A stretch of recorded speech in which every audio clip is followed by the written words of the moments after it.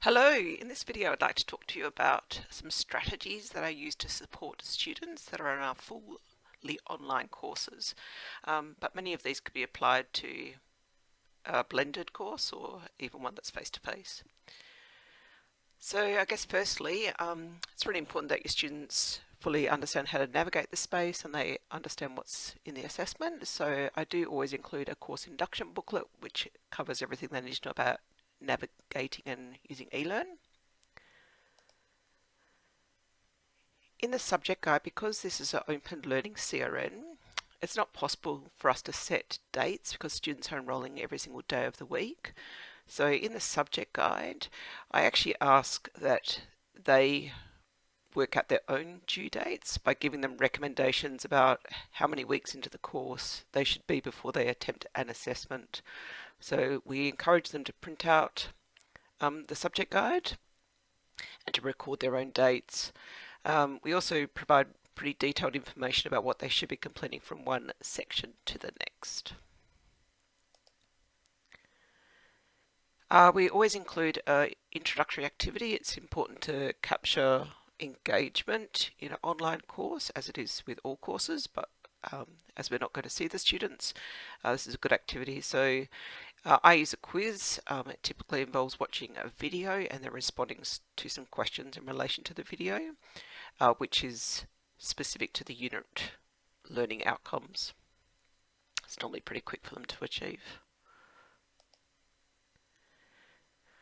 I keep a fairly consistent layout of all of our courses and from one subject area to the next. So typically I'm using books and then self-check quizzes. The self-check quizzes are set up so that there's no penalties and they can check their questions as they go. And we provide lots of feedback so that they're actually mostly using these as learning activities and consolidation of knowledge activities. We also include a number of forums, and I guess the point of that is that students can learn from each other. So as we use Q&A forums, so we've got a question, the students respond, and then they can see what other students have put in, and hopefully are building their knowledge also based on what the other students are responding with. A little tip I use here is I don't necessarily have time because we've got hundreds of students to be going in and responding to every single student's forum response. So we actually use the Reengagement tool to set up an automatic response once they've completed a forum entry, and so it gives a generic feedback on what they should have responded or what their answer should have been. So I guess my favorite tool and support mechanism in the online space is using Reengagement email activities. So it's actually called Reengagement. But if you just remember that it's about sending emails to students which are customized, it's an easy one to remember.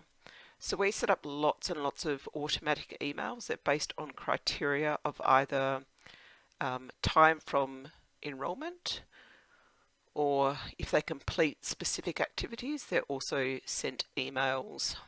So we always start with a welcome email. So that's set to send shortly after they have enrolled. The second email is typically a recommended study schedule. And then a couple of weeks into the course, actually nearly every week, if they haven't done activities, we just send them a check-in email to see if they're okay and recommend what they should have completed to date. And as they get towards the end of their enrollment period, so for these guys, the enrollment period is 12 weeks. At 10 weeks, if they haven't done all their assessment, we start to give them sort of final warnings. And the 14-week mark is set up to tell us that the student's result needs to be finalised. As they complete activities, we also send them encouraging emails and also summaries of what the key learning was. And so this is really useful for the student to then tackle their assessments and to reinforce what the critical information was.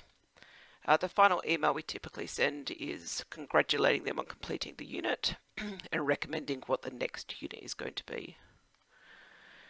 I hope these little tips have helped. So I guess my key ones are to really support the student as they're going through, provide lots and lots of instruction.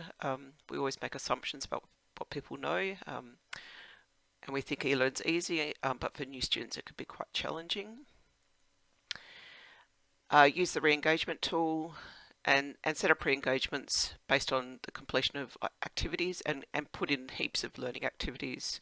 It's pretty easy to chuck in a whole lot of content and stuff that people are reading, but the reality is none of that's going to sink in unless you're actually testing it as they go. So good luck, and the eLearn support team can help you if you've got any other questions.